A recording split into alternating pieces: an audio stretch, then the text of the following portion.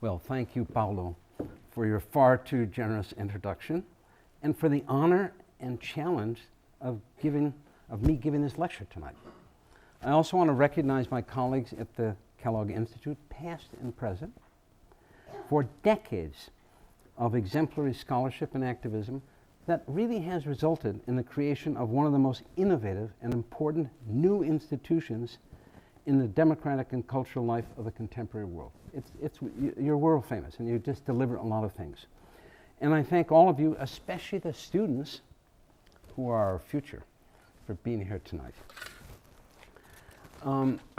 Samuel Huntington, in his unfortunately influential book, The Clash of Civilizations, dismisses the idea of democracy within Islam because in Islam, God is Caesar.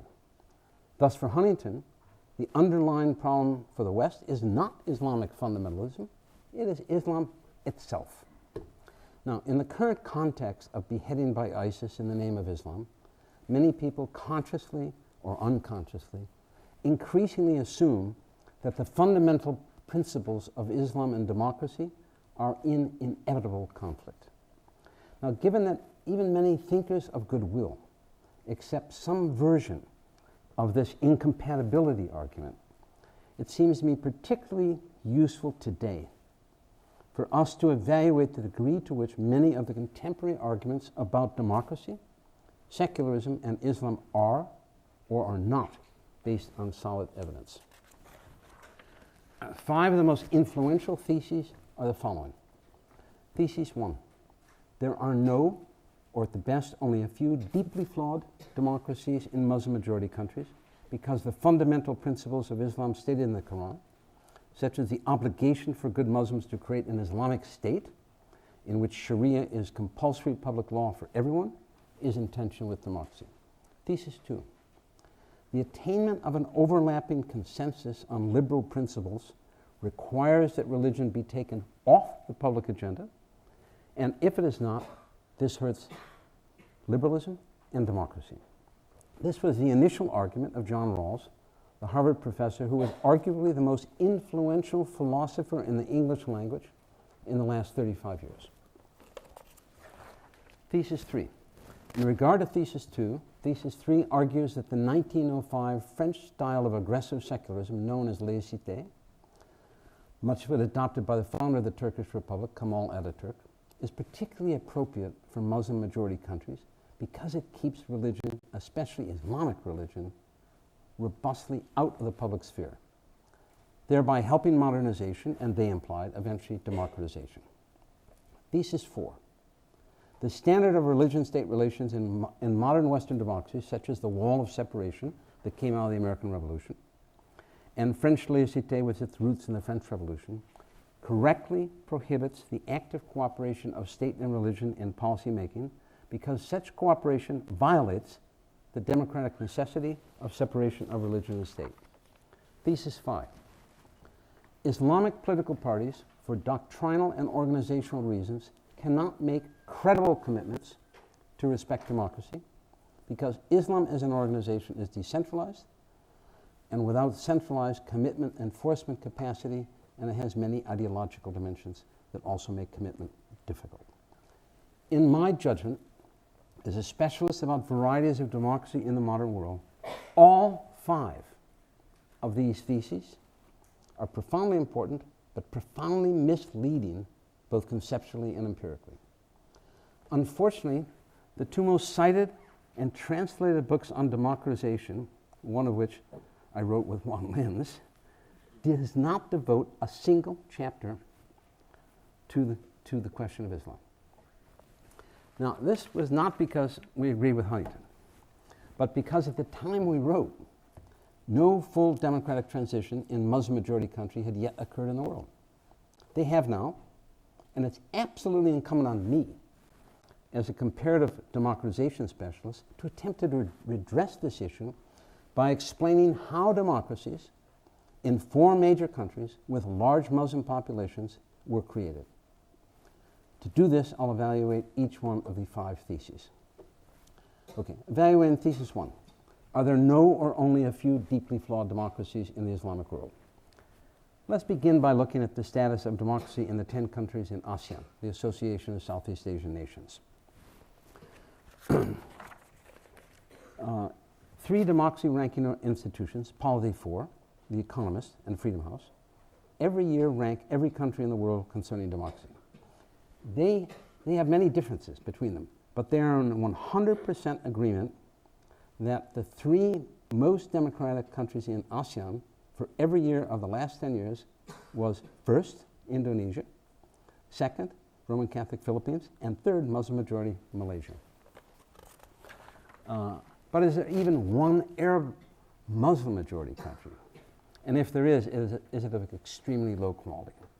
The Economist on December 4th, 2014, selected Muslim-majority Tunisia as their country of the year, praising Tunisia for having its fairly elected constituent assembly consensually passed with 92% of the votes a progressive, woman-friendly constitution, and because the Muslim-inspired Ennahda Party allowed a democratic alternation of power by peacefully leaving office when their coalition lost their parliamentary majority. In January 2015, the US-based NGO Freedom House, for the first time in their more than 40-year history, awarded an Arab country, Tunisia, a 1 for political rights, the highest ranking possible in their 7-point scale. Of the 12 countries in West Africa, only 2, Muslim-majority Sufi Senegal, have been democracies every year in the last decade. Thus, on this evidence, Islam is associated with several robust democracies. I believe it's also useful for our rethinking of democracy in Islam, in global terms, to include some observations about India. Today, with its 177 million Muslims, India is in a virtual tie with Pakistan for having the world's second largest Muslim population. Thus, Mahatma Gandhi, Jawaharlal Nehru, and the Congress Party, all during the independence drive, had to think hard about how to create a democratic political culture that incorporated their large Muslim minority. Some of the political practices they created were subsidies for many Muslims to take the Hajj to Mecca, public recognition of a number of paid and compulsory Muslim holidays for all Indians, and the right of Muslims to receive state support to create and run special schools and hospitals. In the survey that Juan Linz, Yogendra Yadav, and I did of 27,145 Indians, including large samples of Hindus and Muslims, the results about support for democracy were amazingly surprising in their similarity. 71% of Hindu respondents and 71% of Muslim respondents affirmed that democracy was always preferable to an authoritarian regime. I asked the same question in Brazil 3 or 4 times. Brazil never hit 50% once. When we discussed the results with scholars and activists in India, a number of them had questions about it. They said, well, the real question is if people become strongly practicing. They're the dangerous people. They're the most violent. They're the least democratic. Well, this is a hypothesis, right? So I tested it. Linz and I divided Muslims and Hindus into low, medium, and high intensity religious practice and measured their comparative support for democracy. The results for Muslims, Hindus, and Sikhs were the same. The greater the intensity of religious practice, the greater the intensity of support for democracy. Indonesia's leading survey specialist, Saiful Mujani, saw these results, replicated them in Indonesia, and came up with virtually the same results. And this is in a Muslim-majority country. His results in some way are even more interesting than ours because he has a causal sequence that is suggestive. And that is the following. The way he did it, the greater the intensity of religious practice, the greater the likelihood of joining other organizations. The greater the likelihood of joining other organizations, the greater the trust in government. And the greater the trust in government, the greater the support for democracy. That's Indonesia. Okay, Pew Research Center in their 2010 survey of populations of the world's religions estimates there are 1.6 billion Muslims in the world. That's a lot of people for Huntington just to dismiss. In Africa, the Middle East, and South and Southeast Asia, there are 870 million Muslims. Of these, 204 million Muslims are in Indonesia, 177 million are in India, 12.3 million are in Senegal, and 10.3 in Tunisia. There are therefore a not insignificant 44% of the total percentage of Muslims living in this very big part of the world actually live in democracies. Now, a key component of this misleading thesis number one builds on the assertion of the doctrinal incompatibility between democracy and Islam. Yet, when I interviewed and talked with the most politically prominent and important Muslim leaders in Indonesia, Tunisia, Senegal, and India, I saw again and again that they spend much of their intellectual and political efforts arguing from within Islam for democracy and against authoritarian interpretations of the Quran. Indeed, they have developed what I call a Muslim democratic political theology, which I'll talk a bit about. For example, the first major interviews I did for what became my Twin Toleration article were in London with Rashid Ghannouchi, the founder and president of Ennahda in Tunisia and a major architect of Tunisia's transition to democracy in 2011 to 2014. One of the first questions I asked him was, what did he think about Sharia? He answered by reciting one of the shortest and most powerful verses in the Quran. In matters of religion, there can be no compulsion. Chapter 2, verse 256. For him, working from within Islam, this meant that if non-Muslims, or even Muslims in Tunisia or anywhere else, did not want to live under state Sharia law, it would be an act of morally unacceptable religious compulsion to impose Sharia on them.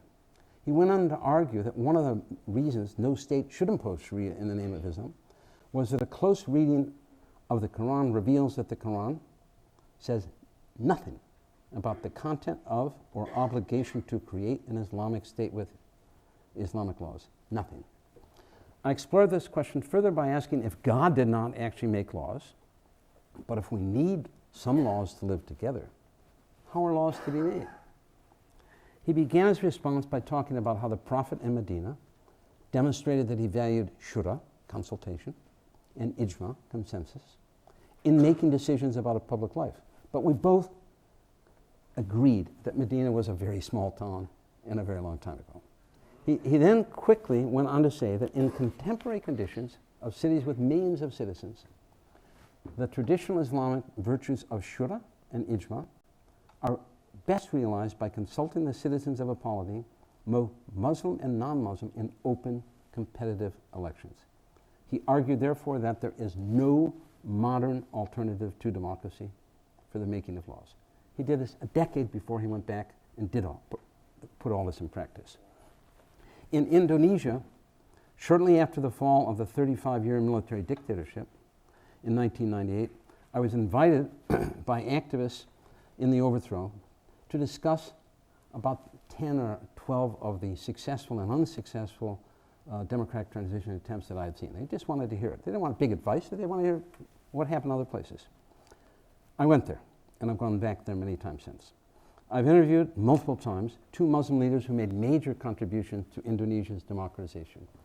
Abdurrahman Wahid, universally known as Gus Dur, and Amin Rais, both of whom advanced arguments about Islam and democracy similar to those made by Ghannouchi. Their arguments were politically very influential in Indonesia because Gus Dur and Amin Rais were heads of 2 major Islamic civil society organizations in Indonesia, NU and Muhammadiyah, respectively, with approximately 70 million members. So these are just a few intellectuals. They got 70 million members.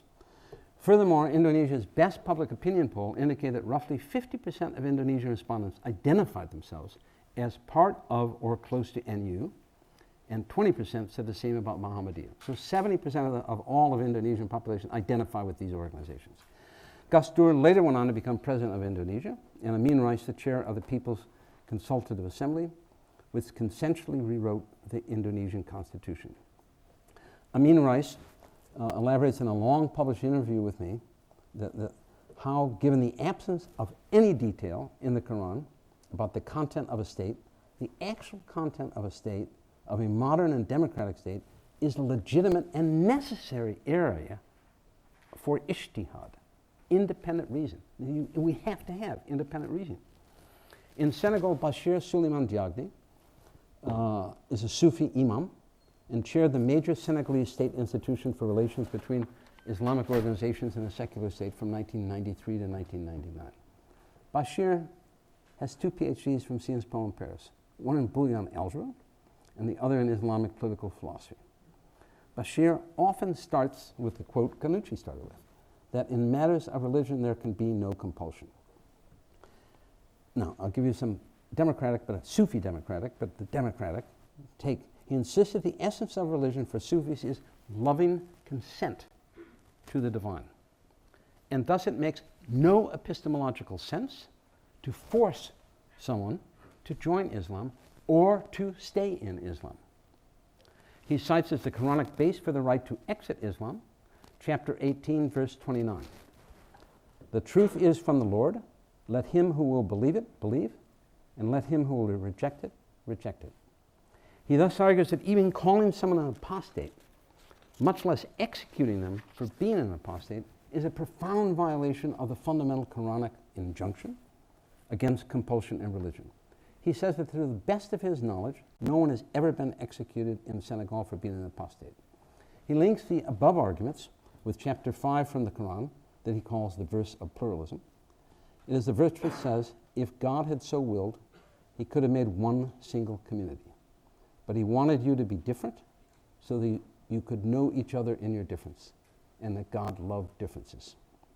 Therefore we should. Concerning an ISIS-like Islamic State, he insists that, quote, there is no description of any type of mechanism that hints about an organizing a state that would be Islamic. None. So what do Indonesia, India, Tunisia, and Senegal have in common? Well, some of the many commonalities are that none of them have a state religion. None of them mention the word Sharia in their constitution. And they're all democracies that in many ways demonstrate how misleading thesis 1 is. However, before evaluating thesis 2, I want to leave you with a cautionary note about the quality of the existing democracies. Freedom House makes separate evaluations for political rights and civil liberties, where 1 is the best possible score for each, and 7 awards. For the last 10 years, the average score for political rights, which largely assesses whether elections are free and fair and inclusionary, and whether and the results of which serve with the Constitution as the basis for democratic rule, is a quite good 2.0 for Tunisia, 2.0 for India, and a 2.4 for Senegal. But the 10-year average for civil liberties, which largely assesses whether all citizens can exercise their constitutionally embedded liberties, is less good in each country. 3.3 in Indonesia, 3.0 in India, 2.8 in Senegal. Why? I'm still thinking about it, but one possible explanation, that is in elections in democracies, political parties have incentives and mechanisms to police the state and their party rivals to ensure there are clean elections and that their party has a fair and equal opportunity to win electoral powers. Thus, all of these democracies now welcome domestic and international election monitors to help ensure fairness. In contrast, when I analyze civil liberties in Muslim-majority countries, I note that the central governments all too often tolerate, or at the very least are slow to prevent, some threatening majoritarian attacks against minorities. I have in mind, for example, the failure in Indonesia to stop threatening demonstration against the Muslim religious minority in Indonesia, the Ahmadis, who believe in a prophet after Muhammad, or to use the legitimate powers of the state to block unconstitutional local laws being passed which impose Sharia. Also, domestic and especially international human rights groups normally are not accorded the legitimacy to monitor violations that electoral observers are accorded, because strict election rules are seen as a more universal good. But a criticism about a country's religious and gender norms by international or even domestic organizations is often sharply rejected as unacceptable cultural interference. Now, what this means is that if the quality of the existing Muslim majority democracies is to improve even more, and other ones will join it. I think Albania will join this group within a decade, if not earlier. It'll also be the first Muslim majority country admitted to the European Union. Now, if the quality of the existing Muslim majority democracies is to improve in more, civil society, political society, and the judiciary in Indonesia, India, Senegal, and Tunisia must devise creative and effective ways for minorities to exercise their constitutionally embedded civil liberties. Evaluating thesis 2. Should arguments about religion be used at all in public debates in politics? John Rawls, the Harvard political philosopher, argued that they should not. At least in his early writings, he maintained that in order to help develop what he called an overlapping consensus in society about liberal values, religion should be taken off the political agenda, because even reasonable people do not fully agree on religion. Rawls' injunction might possibly be a useful informal ground rule for arguments in faculty meetings among Harvard philosophers. But it is an unreasonable and democratically inhibiting rule to apply in most countries, particularly in Muslim-majority countries, where religion has already been put on the public agenda, often in terrible ways. Consider the following. If democracy inhibiting public arguments have already been made in the name of Islam, such as that only God, not man, can make laws, that a worldwide Islamic caliphate is the only state to which Muslims owe obedience, or that women have no role in public life, should potential Democrats be silent? Or is a tolerant and democratic polis more likely to develop and persist if some prestigious local figures develop and put on the political agenda, largely from within Islam, a democratically friendly, alternative Islamic political theology? It's hard to believe that Muslim-majority Indonesia, Tunisia, and Senegal would be as tolerant and democratic as they are if democratic Muslim leaders like Ghanouchi, Gastur, Amin Rais, Bashir Suleiman Diagni, and many others had actually followed Rawls' injunction and not talked about religion in the public space. Evaluating thesis 3. Is French-style laïcité an especially helpful form of secularism in Muslim-majority countries if the goal is democracy? The first conceptual question we must raise is whether we should see laïcité as a relatively fixed ideal type, strongly associated with democracy and modernization, or as an extremely broad continuum going from rights-enhancing democratic regimes to rights-inhibiting authoritarian regimes. If we use Jonathan Fox's data set on scores for restrictions on majority and minority religions, a project he's been working on for about 20 years, it is clear that on this dimension, laïcité must be seen as a continuum, going from a state-imposed restrictions score on Turkey of 15, 6 restrictions on majority religions and 9 on minority religions, to a score of 5 for France, 0 restrictions on the majority religion, but 5 on minority religion, to a score of only 1 for Senegal, 1 restriction on the majority religion and 0 for the minority religions. Senegal is clearly close to the rights-enhancing democracy-supportive pole of laïcité. There are no state-imposed restrictions on any minority religion. Like the democracies of Indonesia and India, and unlike France, Senegal's religious leaders are allowed to participate in the public space. In fact, the phrase one hears frequently in Senegal is, "We have laïcité in Senegal, but our laïcité is well understood and well practiced," meaning not French. The Turkish variety of laïcité, with its Ataturk origins, has strong rights-inhibiting features. For example, consider this. The President and Prime Minister from Ataturk until now control the Directorate of Religious Affairs, Diyanet, which appoints 100% of imams, and this is important, writes 100% of the sermons, of the Friday sermons, and records and listens to all sermons given. For most of the Republican period since 1923, significant minority religions such as Alevis, Orthodox Catholics, and Sufis have been denied many rights and are only allowed to call their buildings cultural, not religious centers. In Turkey, roughly half the women wear headscarves. In Ataturk's version of laïcité and modernization, and until quite recently, women who wore headscarves, not necessarily burqas, just headscarves, really small headscarves, were often forbidden to go to universities, to be employed by state institutions, or in many cases, even to enter a state-owned building to collect their pension. This meant that half the women in Turkey were victims of right-inhibiting laïcité legislation. From independence in 1956 until the Arab Spring of 2011, Tunisia was ruled by only two presidents, Habib Bourguiba, 56 to 87, and then Ben Ali, 87 to 2011. Bourguiba to this day is widely admired as a modernist, avant-garde secularist, even though Bourguiba, like Ataturk, never allowed one fully free and fair election. Bourguiba's most admired legacy correctly concerns his rights-expanding policies towards women. He passed the most progressive family code concerning women's rights in the Muslim world, and at the time, one of the most advanced in the entire world. Polygamy was banned, and polygamists subject to imprisonment. Men's right to divorce unilaterally their wives was abolished, and women's right to initiate divorce, receive alimony, and have greater child custody rights put into law. Women's access to higher education soon rivaled men's. But Bourguiba and Ben Ali skillfully used the progressive family code and women-friendly educational policies to develop what I will call a constituency for coercion. They crafted this constituency by regularly arguing that should there be free elections, Muslim extremists would win and curtail these freedoms. So it was better not to push too hard for elections.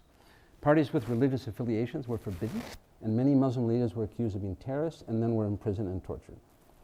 In 1956 in Tunisia, in the name of modernization and laicité, Bourguiba attempted to remove religion from the public square and from most programs of higher education.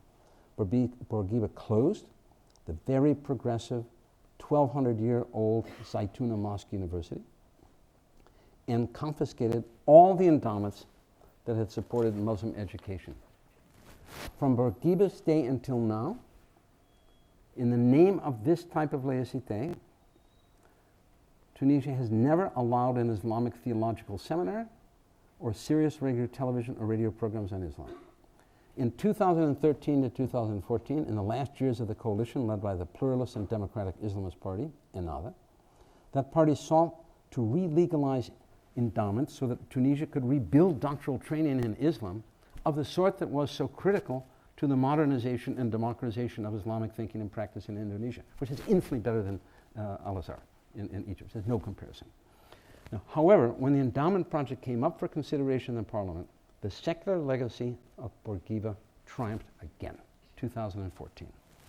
So if young people in Tunisia want to hear about Islam, they get their news and sermons not from Tunisian clerics and intellectuals trained in the most democratic country in the Arab world, but via satellite from fundamentalist stations in Saudi Arabia and the Gulf. Is this rights expanding or rights inhibiting secularism? Given the great variety of multiple secularisms and democracies, including in Indonesia and Senegal, is the best secularism for rights and democracy in Muslim-majority countries always 1905 French-style laicité? Certainly not.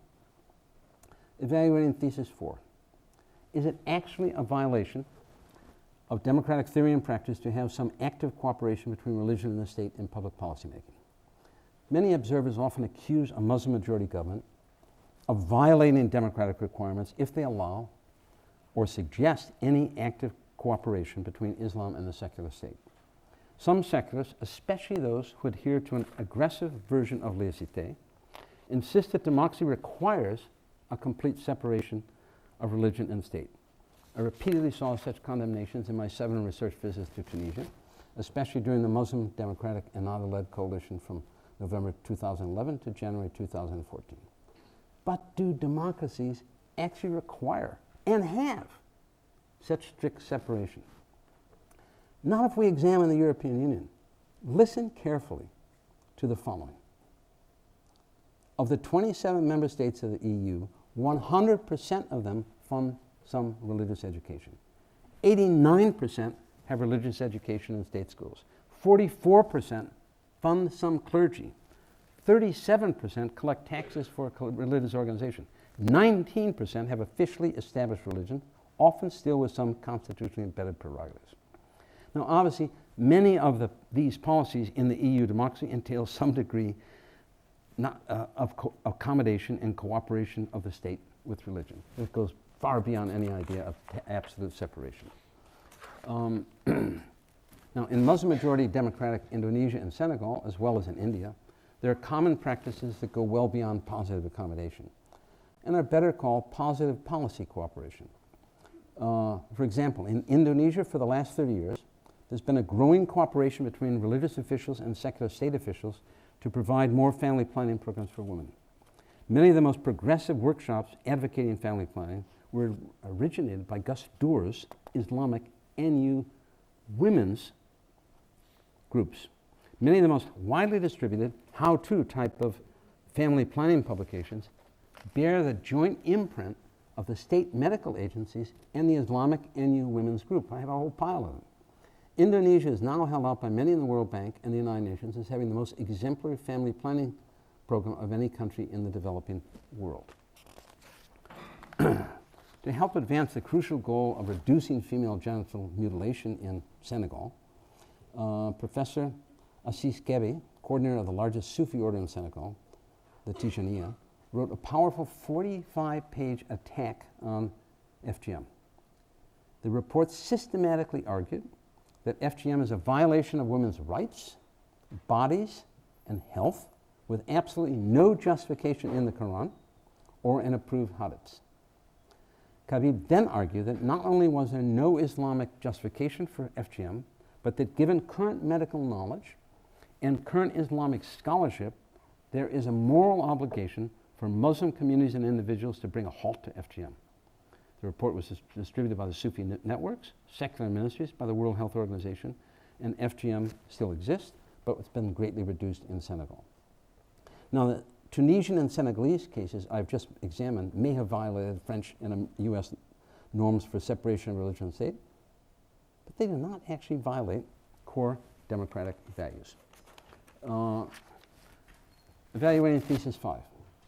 Muslim leaders cannot make credible commitments to politically pursue democratic policies if elected to power. This is a biggie. Many commentators, including Democrats, accept the arguments that Islamic organizations, given their doctrinal and organizational features, cannot make credible commitments to respect democracy. Fortunately, however, an Islamic political leader of a reasonably disciplined political party, so theology and parties have to be joined together in some way, can help create self-binding democratic political arrangements that actually generate credible guarantees. Ben Ali fell in 2011, and in my independent empirical evidence and in my 6 interviews with Ghannouchi in Tunis since then, it became clear that Ghannouchi understood and accepted this critical task of how do you make credible guarantees if you're head of an Islamic organization? Can you make them? The first question Ghannouchi asked me when we were alone in his office on March 28, 2011 was whether I remembered the subject of our last conversation. I said I remembered all our conversations, but I was not sure what was our last conversation. He immediately answered, Algeria. All our past conversations about Algeria came rushing back to me. Ghannouchi told me in London and Oxford that if he ever had a chance to return to Tunisia and compete in politics, the most important thing was to help make authority in Tunisia a democratic Tunisia. To help do this, he argued that it would be crucial to do everything he could to avoid Ennahda from frightening the secular opposition with Islamic majoritarianism and from winning by too much. He then asked me, given these goals, what type of an electoral system might be the best for Tunisia? Well, I began settling down, ready to give him a really long professorial response on that issue. This is unnecessary. It was clear his question was rhetorical and that he would answer his question himself. What Ghannouchi wanted was my reaction to his already advanced strategic thinking about the forthcoming election. He said that many people in Tunisia, including from his own party, wanted a British first-past-the-post system. In this electoral system, there is 1 seat per constituency, and the party with the most amount of votes, a plurality, in the constituency, no matter how small, wins the seat. He said that this electoral system would be an absolute disaster in Tunisia in 2011. I asked why. He said that notwithstanding the fact that the vast majority of Ennahda's leaders had been in jail, often tortured in solitary confinement for years, or in exile since Ben Ali's crackdown in 1989, Their wives and children had kept the party alive. He also was convinced that many new parties and many independents would compete in the elections. His estimate was that with the combination of first-past-the-post electoral system and a plethora of candidates, Ennahda would win a plurality in about 90% of the seats. Turned out to be right. He's a pretty good political theologian, but he's a pretty good political analyst. They would have won 91% of the seats in democracy, and there never would have been a constituent assembly. I asked, how do you avoid this? His answer to that, he would argue, this is in March, so this before, while in the middle of the discussions about what type of voting there should be. He said that in the PR system, if Ennahda won the roughly 40% of the vote he thought that was likely, they would only get 40% of the seats in the Constituent Assembly. As our conversation went on, three things became clear. Ghannouchi wanted and would work to create a Constituent Assembly that functioned with parliamentary rules. Second, to get a parliamentary majority of 50.1%, Ennahda would need to form a coalition with other parties. And three, he wanted his coalition partners to be from his one-time enemies, the two leading center-left secular parties that had participated every year since 2003 in the discussions with Ennahda about how to unify the democratic opposition. And they made great gains in this 8 years. What the above arguments and actions by Ghannouchi demonstrate is how an Islamic political party leader can help create self-binding democratic political arrangements that can actually generate credible guarantees. Ghannouchi's and Ennahda's commitment to PR and his consequent need for a coalition in the Constituent National Assembly, where his majority would be dependent on the two secular parties, went a long way towards giving credible guarantees against an Islamic supermajority, which could possibly try to impose an Islamist constitution, as happened in Egypt. The coalition with two secular parties even gave some credible constraints on day-to-day lawmaking and administration. Should Ennahda, as a lead party in the coalition, have ever attempted to rule in a way that offended its secular coalition partners, these partners could bolt, and the Ennahda-led government lacking a majority could fall. I've quoted a number of statements about Ghannouchi and Ennahda's support for the equality between men and women. However, many feminists and secularists were worried that there was no credible arrangements that could make Ennahda honor these commitments. In the commission known as the Ben-Ashur Commission, that between February and June consensually established the rules of the game for electoral politics in the post-Ben Ali period. Ennahda was one of the leaders in the creation of a credible electoral procedure that could contribute to the near equality of women in future legislative assemblies. Ghannouchi and Ennahda voted for having every other name on the closed and ranked PR ballot being a woman, so that if a party won 6 seats, 3 of them would be for women. This credible commitment led to Ennahda having 41 of the 59 women in the Constituent Assembly. The fact that Ghannouchi made such credible commitments to increase the role of women in representative politics and not to have a majoritarian Islamist government is one of the many reasons not to accept Thesis 5 as inevitable. Okay, time is running out. Do I have time to make an observation about twin toleration, or should I stop? Yeah, 5 minutes. You sure? Absolutely. Hey, thank you. I wanted to, too, but, you know, but I don't want, okay. By twin tolerations, I mean a minimal degree of toleration that democracy needs to receive or induce from religion, and the minimal degree of toleration that religion and civil society more generally needs to receive or induce from the state for the polity to be democratic. Religious institutions should not have constitutionally privileged prerogatives that allow them to mandate public policy to democratically elected officials or effectively to deny critical freedoms to any citizens. The minimal degree of toleration, this is often neglected, that religion needs to receive from a democracy. If a democracy respects Robert Dahl's 8 institutional guarantees that he spelled out in his important book, Polyarchy, is not only the complete right to worship, not just freedom of worship, but the freedom of religious individuals and groups to advance their values in civil society. As long as their public advancement of these beliefs does not impinge negatively on the liberties of other citizens or violate democracy and the law by violence of other means. Within this broad framework, it would appear from a purely theoretical viewpoint that there can be an extraordinarily broad range of concrete patterns of religious state relations and political systems that would satisfy our definition of democracy. In Western Europe, as our brief discussion of patterns within the countries of the EU showed, we have a French laïcité pattern, the positive accommodation pattern of Germany, Belgium, Holland, and Switzerland, and the established religion pattern all evangelical Lutheran churches had during much of their democratization processes. So conceptually, we must not think of secularism in the singular, but of multiple secularisms of modern democracies. More, we must recognize that all of them are different, but all of them now, or can become, twin tolerations friendly and compatible with democracy. Thus, we should expand our imaginations about the possible. We should not limit ourselves to the existing 19th century Western European and US conceptual repertoire about secularism. I think the pattern of twin toleration friendly secularism that emerged in Indonesia, Senegal, and India that we've been discussing probably deserves a label, co-participatory concerning public policy formation and co-celebratory concerning religious holidays.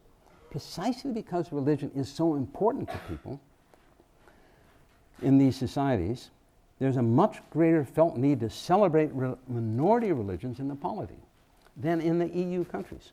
For example, laïcité separatist France, established church Denmark, Norway, and Sweden, and positive accommodation Germany, Netherlands, and Switzerland have between them 60 official religious holidays, which are compulsory and are all paid days off for workers.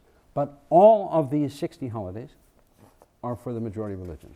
Not a single one, zero, are for any non-Christian minority religions. This is celebratory, but it's not co-celebratory. In sharp contrast, Indonesia, Senegal, and India are all co-celebratory. Muslim majority Indonesia has 6 holidays for Muslims, but 7 for minority religions such as Hindus, Buddhists, and Christians. India follows the same pattern, even more so, because there's so many important minority religions. There are 5 holidays for Hindus, but 10 for minority religion Muslims, Sikhs, Buddhists, and Christians. In Senegal, the population is over 94% Sufi Muslim, but 40% of the religious holidays are for the Christian Roman Catholics, and the secular state also subsidizes pilgrimages to Rome for Catholics. There is still legitimate conceptual and political ground for social invention of new types of twin toleration-friendly secularism in the world. One may have already been invented in Tunisia from 2003 on. In Arabic, the word for secularism has an anti-religious connotation. So in the 7 years of negotiations between the 2 key secular parties and the democratic Islamists from Ennahda, they actually arrived on mutually acceptable phrase, civic state. Nobody uses the word secularism there, because it's just it's a conversation stopper. In various signed documents in 2003 to 2005, it was agreed that in any future democratic state would have to be, quote, a civic state drawing its sole legitimacy from the will of the people. For political practice is a human discipline without any form of sanctity. Finally, the manifesto reasserted there can be no compulsion in religion. This includes the right to adopt a religion or doctrine or not. Agreement on a civic state in which citizens were to be the sole source of legitimacy helped weaken any anti-democratic claim against elections along the lines that only God, not make man. Thank you so much. Thank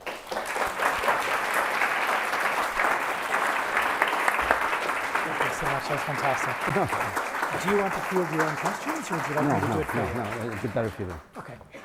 So we do have some time for questions, and Professor Steffen has agreed to try to answer all of the many provocations that you laid out before us. The key word is try, right? Okay. It's always just an attempt. Do we have a microphone that's going to come around, or just there's one here? Okay, great. So right here in the middle, please. My name's Andrew. I'm a freshman. Thank you for your esteemed opinion.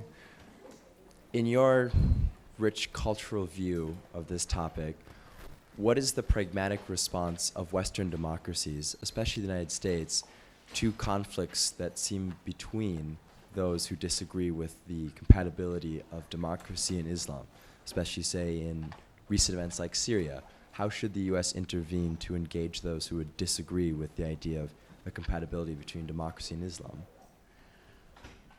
Well, back off from Syria for a second, because there's so many issues that are involved in that. And I don't, but I think in the case, we talked about this in the conversation before, in the case where the first Muslim majority democracy ever in an Arab country, Tunisia, the United States simply does not recognize, treat that as important.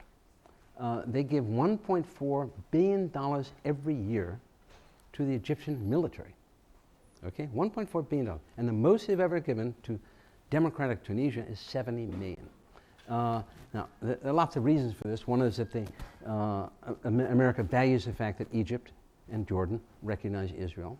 But they should also value, if they want to make, if democracy to succeed fails in Tunisia, the place where it has the best chance, it fails everywhere in the Muslim world. It's a disaster. So I think we should not only look at extreme cases like that, like Syria, but also the cases where we can do something. And we should also not be naive. The fact is, we jumped in, we talked about this before with the meeting with the undergraduates.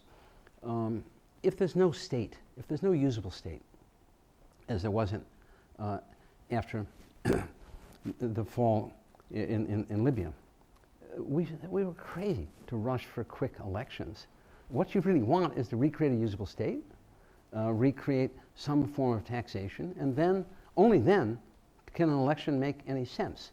So I think we need a broader sense of what are the range of opportunities and what's really important. And as we said in the other discussion, it's pretty shocking to think how creative Western Europe and the United States was after World War II, created the Marshall Plan and gave a lot of money to our three major enemies, Germany, Japan, and Italy. Or after the wall fell down, 9 of the 10 countries that were in the Warsaw Pact were within less than 12 years members of the European Union. This is amazing. And so poor Tunisia, so at this moment, which calls for something like the Marshall Plan or something like the European Union, there's no positive response whatsoever. There's a negative response.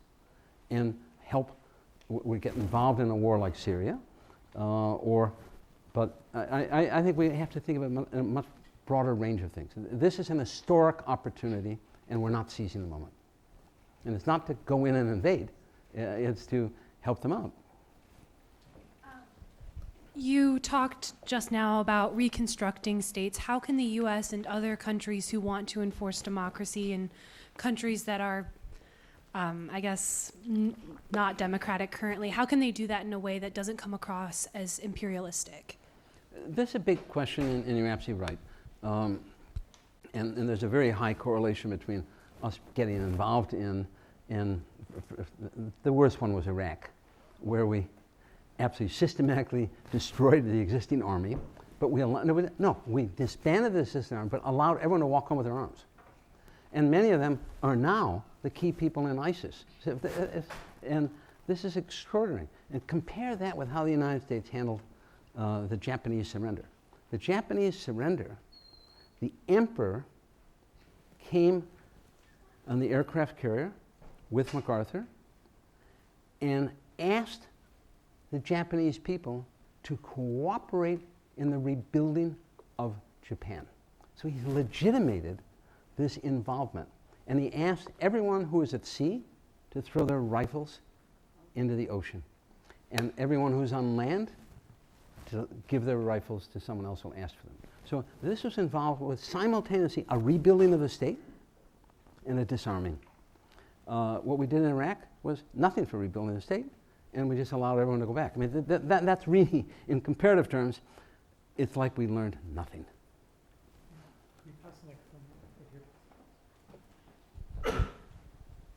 I found your description about Tunisia and Ghannouchi's strategic thinking extremely fascinating. And my question is, how much does democratization or the sustainability of democracy in many countries depend on the leaders who set it up? So this was a man who could, as you said, have put in place a proportional, first past the post system, Which would have grabbed been an a absolute disaster. majority for himself. He could Oh, have been absolutely. maximizing his self-interest, but he chose not to. Yeah. Are we reliant on having these lucky chances of good leaders? No, there are more things. I mean, people, I do not believe in the great man of history, okay? However, if I have a chance between smart leadership and dumb leadership, I sort of vote for smart leadership, right? And if I can vote for a consensual leader as opposed to a dictator, I vote for the consensual leader. And so the Ghannouchi, what we have to take a look at is another. In Egypt, they hardly had, in the 15 years before the fall of Mubarak, one consensual meeting of the Muslim Brotherhood. They didn't have a conference. Tunisia just held 3 weeks ago their 11th conference in 12 years. So they vote in these conferences. And every time there's a major decision. So when Ghannouchi said he thinks they should not really put Sharia in the Constitution, but he said, and he gave his reasons for it. But then all the local groups had to discuss it. They voted for it, and their representatives came to the center. So this is a major decision that was ratified by many people. So that's not a single man. Now, is he a smart single man? He really is a smart single man, and he's. But so was Gastur. So was he wasn't always reliable, but Amin Rais in Indonesia. They're clever people. I mean, and obviously in Senegal, the man I talked about, Souleymane Diagne, is incredibly smart. But I think it's a mistake to trash the role of leadership, but it's also a mistake to essentialize it. Yes? Yeah, can I rephrase Lakshmi's question? How much are you worried about that this is essentially just one data point, an aberration in history, and all you did is essentially disprove the logical inconsistency between Islamic, Arabic majority countries and democracy, but what we really care about is really the likelihood, the statistical likelihood, if you wish, of their compatibility, not the logical compatibility. Well, I don't accept that formulation in the sense that I start with the idea that this is a minority.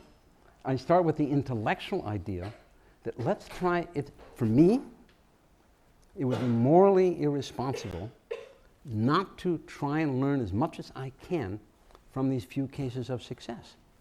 And so, no. And then also, I have another line of people who aren't quite there yet. But when I say Albania, you think of Albania, my God, it was the only Maoist country in Western Europe. It's probably going to be the first Muslim majority country admitted to the European Union. And everything they're doing is virtually identical to what's happened here. There's no Sharia in the Albanian constitution. There's virtually, it has 3 major religions in the country. Orthodox Christians, Roman Catholics, and Muslims. Muslims are the majority. There's really hardly been a riot. Everyone predicted all sorts of rights. There hasn't been a riot. They talk about it. They talk about one, hey, we're the most Western country, we're the most Western Muslim majority country in the world. This is our chance. Let's not screw it up. So what they did was a lot of people internalize the incentive that if they don't screw it up, they can join the European Union. So what they did was don't make a state religion, don't have Sharia in the Constitution. Have respect for all the religions. They did all the things that you did in Indonesia, that you did in Tunisia, and so on. So I think for me, I would miss a big opportunity if I only looked at the statistical part. I'm the only person out there who's talked with every major Islamic leader in Indonesia, in Tunisia, and Senegal, and many of them in India. Have I learned a lot? I've learned so much more than I ever thought I would learn. And I've got to share this. I've got to get that out. So we really disagree. Maybe it's a disagreement between the economists and the political scientists. We had a nice meeting this morning, I'm sure, but I really feel, I'm absolutely convinced that what I'm doing, that these the lessons that are coming out of these exchanges are really ones that have to be shared and people think about it. We'll take, can I take one more here? You can start the answer. This gentleman got a question. Yeah, thank you for your talk. Mind passing the microphone back to me? Thank you again for sharing with us. I'm very fascinated by this idea of twin toleration. My question is, how much does how much can twin toleration contribute to the building of a state, and how much, or from the other perspective, how much state stability is necessary for there to be the conversation of twin toleration? Like, how do you see those two questions coming into interaction as you continue to think about That's a it? good question. As my comments about the question in Libya, that if you don't have a state, you can't have a democracy, okay? So one of the first things you have to do is think about that. And can twin tolerations build it? Well, if one of the reasons Albania has not, Albania was the only Maoist country in all of Western Europe, and now it's going to get in, I think, to the European Union. They did a lot of thinking. They said, it's in our interest. Why should we fight among the three religions? So without necessarily knowing, but when I went there and talked to people and told them about twin tolerations, they said, that sounds good. That's us. That's where we want to go. So it wasn't an alien idea. It just didn't have, so they realized that in order to go forward, they needed, religion had to be respected by the state, and the state had to be respected by the religions. And they had to respect one another. Okay, so I think it is part, places with religious wars are not going to have the twin toleration, but they're not going to have a democracy, and actually in the long run, they're not going to be successful. So we were chatting the other thing, that there's an annual publication, Global Terrorism Index. The dreary things I have to go through and what I'm doing, but the Global Terrorism Index, and there's another group called Political Violence. And the Political Violence group only looks on violence committed by your own state against their own citizens. There's an amazingly high correlation between countries with something like 93% in the last 20 years of all the major acts of terrorism have been committed in states that have been having a lot of violence against their own citizens. So they start asking other people, they do other things and involve other people. So the question of how you treat your own state is really important too. But a nice question. I'm sure I haven't resolved it, but that's the first shot. There's a question just behind you. Yes, I was going to ask, what do you think? Don't ask me the same question we asked. Okay? That was a good question, but I'm sure you got two good questions. Mali, knowing that Senegal and Mali are Senegal and Mali, yeah. What about it? What happened to What? What happened to Mali? What happened to Mali? Yeah. Libya. What happened? Libya happened, and no. And you know this. What happened was the two things. There were basically some of the jihadists were able to get a lot of weapons, and they came in a place that they think they could knock off. But the first people in were tribal groups who identified where all the weapons were, many of the weapons in Libya. I don't know why they got them. So the huge amount of weapons came in. So they overtook northern Mali. So what happened to Mali is as much a function of statelessness near you, arming. In the first case, it was the nomadic tribes, but the jihadists took advantage of this. And then the military got stronger. I don't still rule out, it was close to a democracy for about over a decade before this happened. But this is very much understanding. So obviously if they get down, if the jihadists and everyone else gets down to the border with Senegal, well, that's a bad thing for Senegal. So I hope they don't get there. But that's a part of it. Time for a couple more, I think. Miriam, did you have something?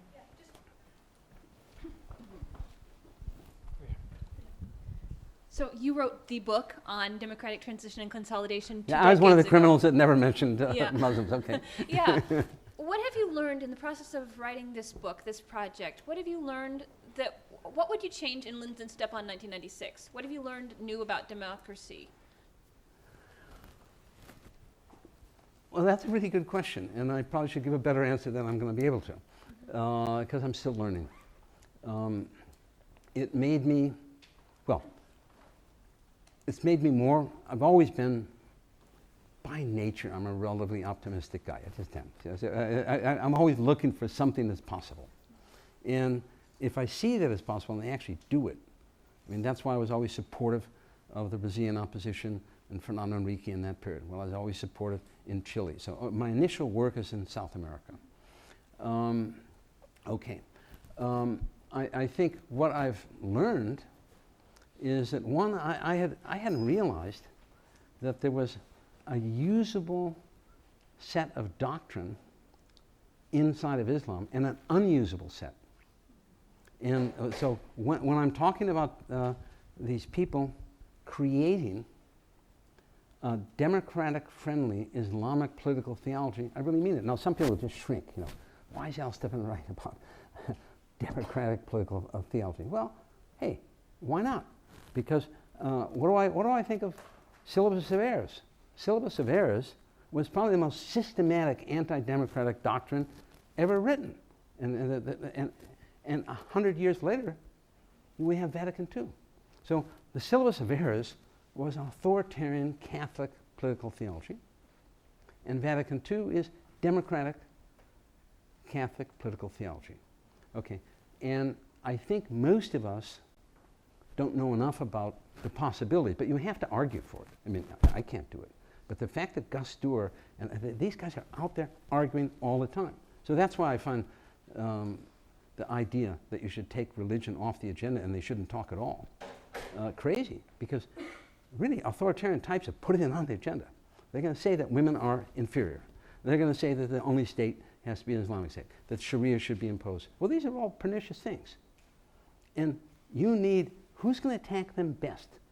The people who can confront those types of intellectual atrocities best are people who do it, as in all the great cases of argument, people who are pretty deep within a tradition and are recognized as authoritative and not immediately dismissed as inauthentic. So many people in the Islamic debates, if they want to call someone inauthentic, they really mean they don't agree with exactly their rigid interpretation of the Quran. Well, that's why you really need to talk about it. I mean, I've got 4 versions of the Quran. First of all, that's scary in itself. No major thing that I've read is the same in any one of the 4. It's just a little bit different, and that's in English. You can imagine how it was. So the general argument is that all great civilizations, all great ideologies only live if they respond to the world, drop things that are part of what they have. I mean, Judaism has a lot of things that are totally horrendous in some of their doctrine. And so does Christianity. All religions have things that are really terrible. But if they become a democracy, it's because people start trying to contextualize it and try and look at it in different ways. They're not denying that, but they're saying, look, this is a new circumstance. So I liked Ghannouchi's first effort to talk about Medina. And then, you know, Medina's pretty small. If you compare with Cairo, you know, can you really have that type of face-to-face consultation? Can you arrive at consensus? No. By a face-to-face as in Medina? Medina's wonderful. I like the analogy, but it's only an analogy, and you have to build on it. But thank you. Thank you for this challenge to us to be forward-looking. Please join me in thanking Michael.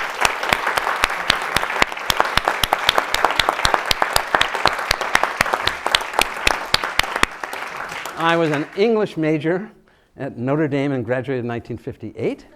If you ever heard of the legendary Frank O'Malley, I was a Frank O'Malley man. He was fantastic. Then I studied philosophy, history, and economics at Oxford. Then I went in the U.S. Marine Corps.